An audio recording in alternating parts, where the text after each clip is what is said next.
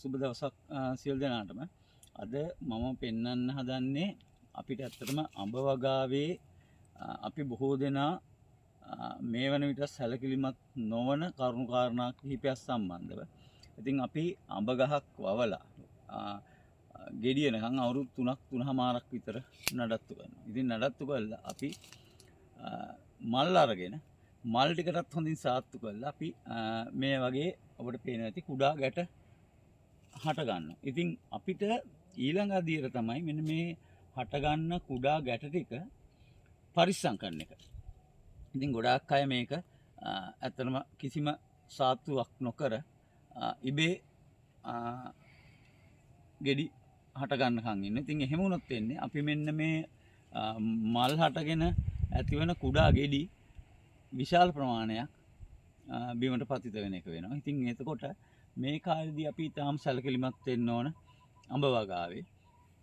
මොකද මේ අවස්ථාව වෙන විට ඇත්තටම කෘමි හානි ඉතා අධික වෙනවා. විශේෂයෙන් අඹ කීඩෑ හානිය නිසා මේ ගෙඩි වලට හානි වෙන්න පුළුවන්. ඒ වගේම තමයි විවිධ දිලීර රෝග නිසා මේ ගෙඩි හානියට ලක් වෙන්න පුළුවන්. ඉතින් මේ ගැන අපි ඉතා විශාල වශයෙන් අවධානය යොමු කරන්න ඕන. මොකද අපි වගාවක් කරනවා නම් වාණිජ වගාවක් දිනපතා මේ වගාව තුල ඇවිදලා අපි බලන්න පරීක්ෂා කරලා බලන්න ඕන මේ ගෙඩි වල තත්ත්වය කොහොමද කියලා. ඊට අමතරව අපිට පුළුවන් අපි සාමාන්‍යයෙන් වාණිජ වගාවක නම් විවිධ අවස්ථාවල අපිට කෘමිනාශක දිලීරනාශක යෙදීම සිදු කරනවා. ඉතින් මේකෙදී අපිට විශාල වශයෙන් කෘමිනාශක වර්ග විශාල ගණනක් තියෙන. ඒ වගේම දිලීරනාශකත් විශාල ගණන වර්ග සංඛ්‍යාවක් තියෙනවා. ඉතින් එතකොට මේක මම අද ඇත්තටම කෘමිනාශක හා දිලීරනාශක වර්ග සඳහන් කරන්නේ නැහැ. මොකද වර්ග සඳහන් කරන්න අමාරුයි. ඒකට හේතුව තමයි අපි මේ තියෙන කෘමි හානිය අනුව අපි යොදන්න ඕන කෘමිනාශක වෙනස් වෙනවා. ඒ වගේම තමයි දිලීර හානිය අනුව යොදන්න ඕන දිලීර නාශක වර්ගය වෙනස් වෙනවා. ඉතින් ඒ වගේම තමයි අපිට මේ තියෙන පරිසර තත්ත්ව, ඒ තියෙන අනිත් කරුණු කාරණා මත අපි යොදන්න ඕන පලිබෝධනාශක වෙනස් වෙනවා. ඉතින් ගොඩක් වෙලාවට අපි කරන දෙයක් තමයි කාගෙන් හරි අහගෙන හිතුමතේ පලිබෝධනාශක යොදන එක. ඒක ඇත්තටම කරන්න එපා. මොකද අපේ යොදන පලිබෝධනාශක සැර වැඩි වුණත් අපිට මේ ගෙඩි වලට හානි වෙන්න පුළුවන්. ඉතින් ඒක නිසා ඒ ගැන සැලකිලිමත් වෙන්න ඕන. ඒ වගේම තමයි මම අපේ තියෙන පරිසර සත්ත්ව අනුව දැන් පලිබෝධනාශක සැර අනුව විවිධ වර්ග තියෙනවා. ඒ වගේම තමයි සංස්ථානික ස්පර්ශක වගේ වශයෙන් වෙන් වෙලා තියෙනවා. ඉතින් මේ අපි ගහන කෘමිනාශක යොදන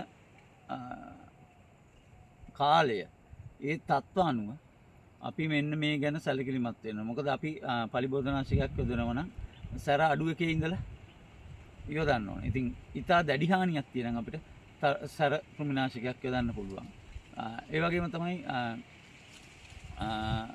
අපි වර්ෂා කාලයක නම් සංස්ථානික පලිබෝධනාශකයක් යොදන එක ඉතා වැදගත් වෙනවා. ඉතින් මේවා වගේ කරුණු කාරණා මත අපි යොදන පලිබෝධනාශක වෙනස් වෙන්න පුළුවන්. මම මේ පලිබෝධනාශක විදිහට සඳහන් කරේ කෘමිනාශක සහ දිලීරනාශක දෙවර්ගයම.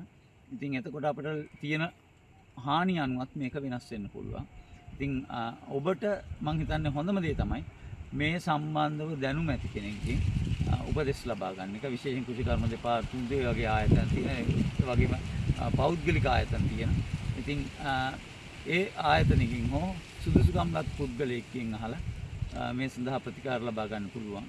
ඉතින් එහෙම නැත්නම් ඔබට දැනුමක් තියෙනම් ඔබ මේක හොයලා බලන්න පුළුවන්. මම හිතන්නේ දැන්ට ගොඩක් වෙලාවට ඉන්ටර්නෙට් භාවිතයෙන් මේ සම්බන්ධව හොයලා බලලා සුදුසු කෘමිනාශක දිලීරනාශක යොදන්න පුළුවන්. මොකද මම ඇත්තටම මෙතෙන්දි කිව්වේ නැත්තේ ඒකට ඔබ වැරදි විදිහට කෘමිනාශක දිලීරනාශක යොදන නිසා තමයි අපි නමක් සඳහන් නොකරේ. නමුත් අපි ගොඩක් වෙලාවට මේ වගේ අවස්ථාවල බහුලව යොදන කෘමිනාශක පලිබෝධනාශක තියෙනවා. ඉමිඩක්ලෝපිඩ්, තයිමතොක්සාම් වගේ කෘමිනාශක තියෙනවා. ඊට අමතරව මැන්ගොසෙප්, කාබන්ඩෙසිම් වගේ දිලීරනාශක අපි බහුල වශයෙන් මේ අවස්ථාවල යොදා ගන්නවා. ඉතින් ඊට අමතරව මේ වගේ ගෙඩි රැක ගන්න නම් දැන් ඔබට පේනවා ඇති මේ හොඳ මේ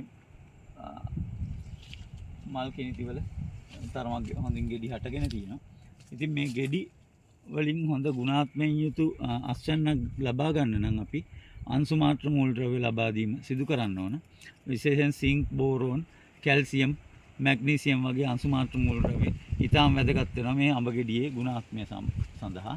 ඒ වගේම තමයි පොටෑසියම් වගේ පොහොර වර්ගත් ඊටාම වැදගත් වෙනවා. ඉතින් මේ සඳහා අපිට සිංක්, බෝරෝන් වගේ ඒවා දියර පොහොර විදිහට ලබා දෙන්න පුළුවන්. නමුත් අපිට වඩාත්ම සුදුසු මේ සියලු මූලද්‍රව්‍ය සහිත පොහොර එකක් අපිට මූල මණ්ඩලය හරහා ලබා දෙන්න පුළුවන් නම් ඒක ඊටාම වැදගත්. මොකද අපි පත්‍රවලට යොදනකොට ගහට අවශෝෂණය වෙන්නේ ඊටාම සුළු ප්‍රමාණයක්. අපිට පුළුවන් නම් පසට යොදලා මේක මූල මණ්ඩලය හරහා ගහට ශාකයට උරා ගැනීමට සලස්වන්න ඊටාම සාර්ථකයි. ඉතින් මේ වගේ අංශු මාත්‍ර මූලද්‍රව්‍ය සහ අනෙකුත් මූලද්‍රව්‍ය નિયમિત ප්‍රමාණ ලබා දීම තුලින් ඔබට පුළුවන් මේ ගෙඩි වැටෙන එක අවම කරගන්න. ඒ වගේම තමයි ඊතා ගුණාත්මයෙන් යුතු අස්වැන්නක් ලබා ගන්නත් එය උපකාරී වෙනවා. විශේෂයෙන් ගෙඩියේ පැහැය ඒ වගේම විශාලත්වය සඳහා අපි යොදන පොහොර විශාල වශයෙන් බලපාන. ඉතින් අපිට තාම වැදගත් මේ වගේ ගෙඩි හැදුනට දැන් අපිට පේනවා මේකේ සාමාන්‍ය ගෙඩි ප්‍රමාණයක් වෙන මේ උඩ බැලුවා.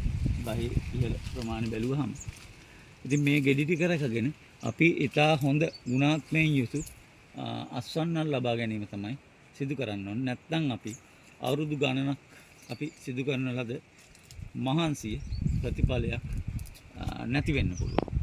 ඉතින් මම මේ ඔබට ගෙනාවේ ඊටා වැදගත් කරුණු කාරණා කිහිපයක්. මේක මම හිතන්නේ මම ඇත්තටම කෙටි වීඩියෝ එකක් විදිහට ගේන්න බලාපොරොත්තු වෙන විශාල වශයෙන් මේක විස්තර කිරීම බලාපොරොත්තු වෙන්නේ නැහැ. ඉතින් ඔබට ගැටලුවක් තියෙනවා මාව මතන්න පුළුවන්. එහෙනම් ඔබ සියලු දෙනාම සුබ දවසක්.